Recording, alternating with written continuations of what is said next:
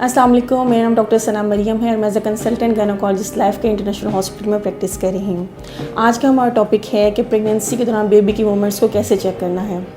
Pregnancy के दौरान baby के मूवमेंट्स को चेक करना बहुत ज़रूरी है, क्योंकि यही वो वाहिद इंडिकेटर है जिससे मदर को बेबी की वेलबींग के बारे में पता चलता है। नॉर्मली प्रेगनेंसी में बेबी की मूवमेंट्स 4 to 5 मंथ के दौरान परसीव होना शुरू हो जाती हैं। जिन खवातीन की फ़र्स्ट प्रेगनेंसी होती है उनको ये मूवमेंट्स अराउंड 5th मंथ यानी 20 वीक्स के बाद फील होना शुरू होती हैं, और जिन खवातीन की 2nd या 3rd या से ज़्यादा प्रेगनेंसीज होती हैं उनको ये मूवमेंट्स जल्दी यानी 4th मंथ के दौरान परसीव होना शुरू हो जाती हैं। इनिशियली जो अर्ली प्रेगनेंसी में बेबी की मूवमेंट्स होती हैं वो बहुत हल्की फुल्की होती हैं और वो इस तरह से महसूस होती है जैसे बबल पॉप अप होता है या फिर बटरफ्लाई के विंग्स फ्लैप करें, और कुछ खवातीन में ये मूवमेंट्स उनको हल्की सी गैस की सूरत में या हल्के से पंच की फॉर्म में महसूस होती हैं।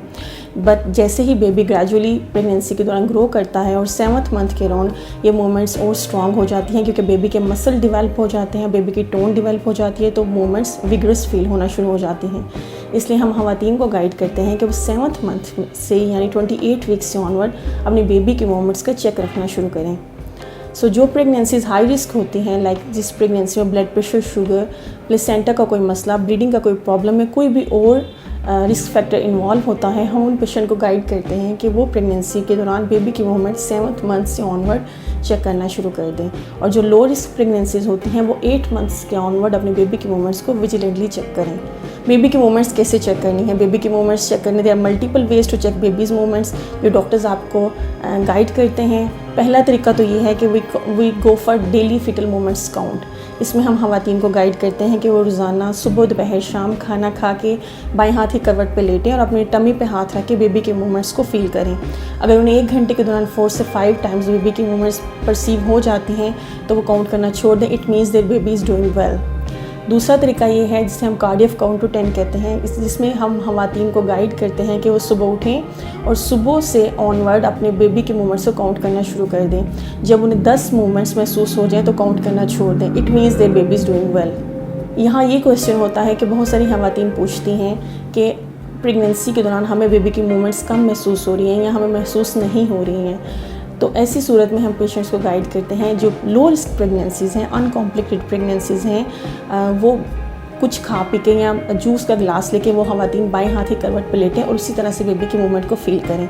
अगर उन्हें 1 घंटे के दौरान सफिशेंट मूवमेंट फील हो रही हैं तो दे आर गुड। और जो प्रेगनेंसीज हाई रिस्क होती हैं उन पेशेंट्स को अगर बेबी की मूवमेंट नहीं फील हो रही तो उन्हें चाहिए वो घर में मत रुकें, फ़ौरन पे अपने डॉक्टर को कंसल्ट करें और हॉस्पिटल विज़िट करें। वहाँ पे उनके बेबी की दिल की धड़कन जिसे CTG मशीन के थ्रू चेक की जाएगी और उनका अल्ट्रासाउंड किया जाएगा। अगर कोई भी कॉम्प्लिकेशन या कोई भी मसला हो उसे टाइमली एड्रेस किया जा सके।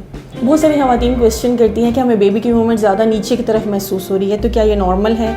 जी, ये बिल्कुल नॉर्मल है। इनिशियली प्रेगनेंसी के स्टार्ट में बेबी नीचे की तरफ होता है, तो ज़्यादा मूवमेंट्स आपको नीचे की तरफ फील होती है। और हाँ, सुबह कुछ खवातीन में जिनका बेबी ब्रीच हो या उल्टा हो उनमें भी हरकत नीचे की तरफ महसूस हो सकती है।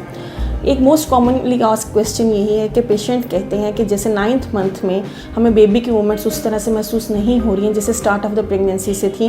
तो इसकी रीज़न ये है कि बेबी जैसे जैसे ग्रो करता है यूट्रस में जगह कम हो जाती है। इसके अलावा बेबी का हेड भी फिक्स हो जाता है, तो बेबी उतना फ्रीली मूव नहीं कर सकता। Still the thing that matters is कि बेबी की मूवमेंट का काउंट इम्पॉर्टेंट है कि बेबी कितनी दफ़ा मूव कर रहा है।